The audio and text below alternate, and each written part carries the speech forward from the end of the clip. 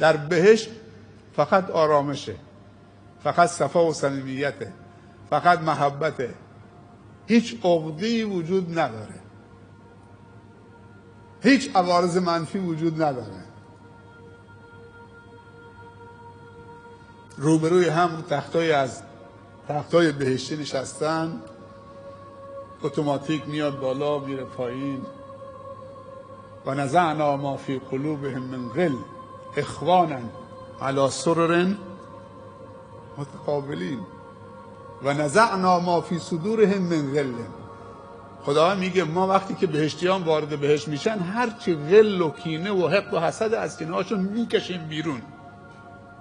این دل میشه پاک بهشتی. روبروی هم رو تختای بهشتی میشینن، از محبت و نگاه هم دیگه سیر نمیشن. سبحان الله.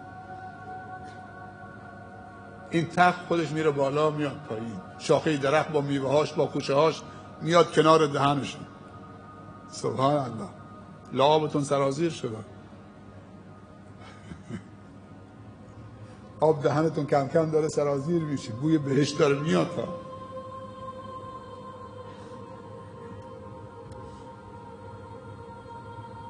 اشکال نداره 4 قطره اشک هم بریزید برای وقتی این صحبت ها میشه دلتون هوایی بشه، هوای فردوس اعلی بشه.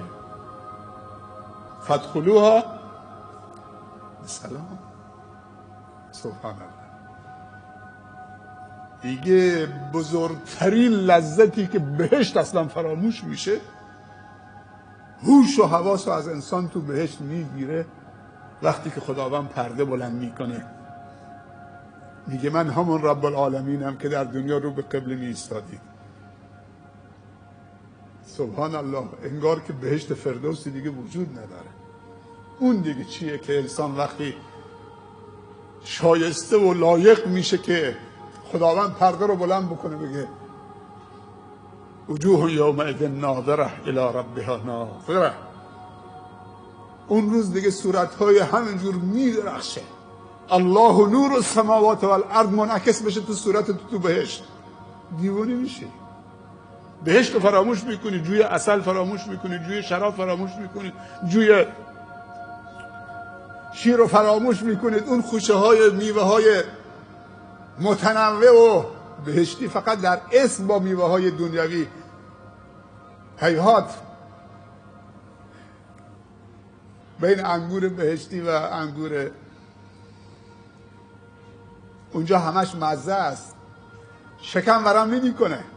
تو دهانت که میذارید نعمت‌های بهشتی آب میشه، تمام شد، فقط مزه است.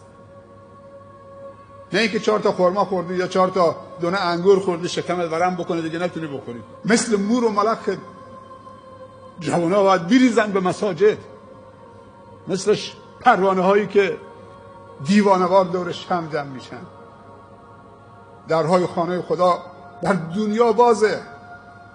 جوانای عزیز، در هر گوشه دنیا که هستید صدای منو میشنوید، این صدای یک دوسته، یک برادره که شما رو دوست داره. خواهرم، در هر کجا که هستید، خدا مال همه است. شکر خدا بکنید که خدا مال یک قشر خاصی نیست، مال شیخا و آخوندا نیست، فقط خدا مال همه است. خدا مال لاتان هست، همون لات هم بنده خداست، همون بی‌حجاب هم بنده خداست. نباید ناامید بشه.